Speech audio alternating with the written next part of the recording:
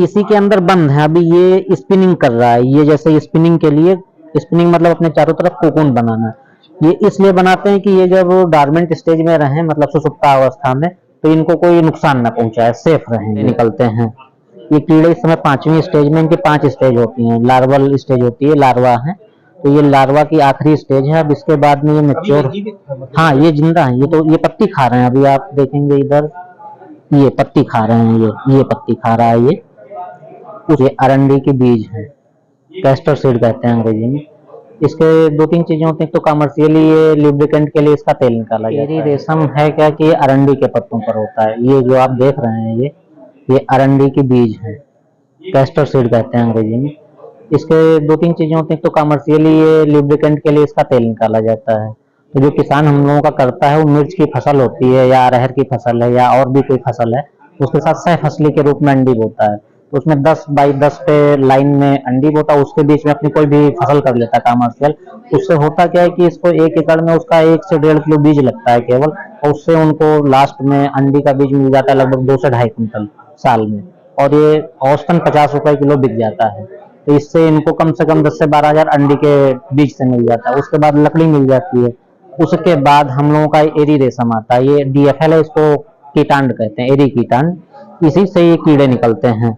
ये कीड़े इस समय 5वीं स्टेज में, इनकी 5 स्टेज होती हैं। लार्वल स्टेज होती है, लार्वा है, तो ये लार्वा की आखिरी स्टेज है। अब इसके बाद में ये मैच्योर, हाँ ये जिंदा है। ये तो ये पत्ती खा रहे हैं। अभी आप देखेंगे इधर, ये पत्ती खा रहे हैं। ये पत्ती खा रहा है। ये उसके बाद में ये मैच्योर हो गए हैं। तो ये अभी जैसे आप यहाँ देख रहे होंगे कि ये कीड़ा है, ये अब जगह ढूंढ रहा है। ये अपना एक सेफ स्थान होगा जहाँ पर ये बैठ के इसी के बीच में कोकून बनाएगा। ये कीड़े जो आप मतलब मैंने दिखाए, हाँ, ये यही कीड़े मैच्योर होके ये रूप ले लेते हैं। हाँ, ये इसी के अंदर बंद है। अभी ये स्पिनिंग कर रहा है। ये जैसे स्पिनिंग के लिए, स्पिनिंग मतलब अपने चारों तरफ कोकून बनाना।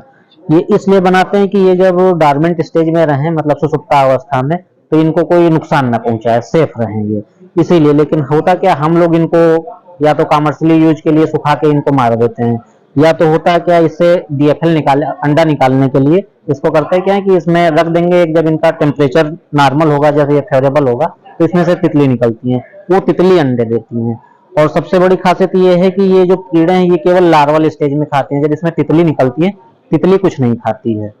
ये होता है। और ये कोकून है। ये यही बनाता है। जैसे ये है, ये तो अभी हरा है कोकून, अब ये ताजा बना हुआ है। उसी को हम लोग सुखा के डिमॉन्स्ट्रेशन के लिए ये रखे हैं। इसको सुखाने के बाद में या तो व्यापारी ले जाता है, और जो हमारे यहाँ किसान है, जैसे ये धागाकरण लोग करते हैं, तो अभी ये कोकून यही जो है, इसको कट करके इसमें से बॉयल करके ये निकालते हैं। उसके बाद में ये फाइन प्लेट मशीन है, जिससे ये इधर रखते हैं कोकून, और इसको चलाते हैं तो इसका एक टेप बन जाता है। जैसे ये टेप बना हुआ है।